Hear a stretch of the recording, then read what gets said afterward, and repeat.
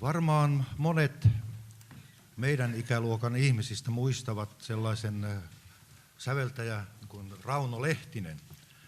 Hän oli tuossa 60-70 varmaan siitä jälkeenkin päin niin hyvin tunnettu kapellimestari, muusikko, säveltäjä ja erityisesti myöskin sovittajana tunnettu.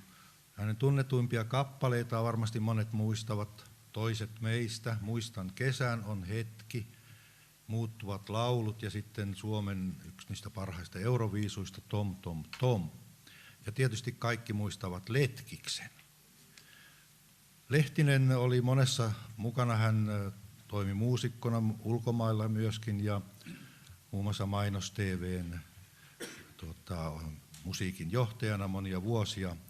Ja nyt me laulamme sitten kaksi hänen hieman ehkä tuntemattomampaa laulua, tai oikeastaan yksi laulu, mutta jotka on yhdistetty jälleen. Mervi on tehnyt tällaisen yhdistelmän Etsin suurta maailmaa ja Elämän sirkus.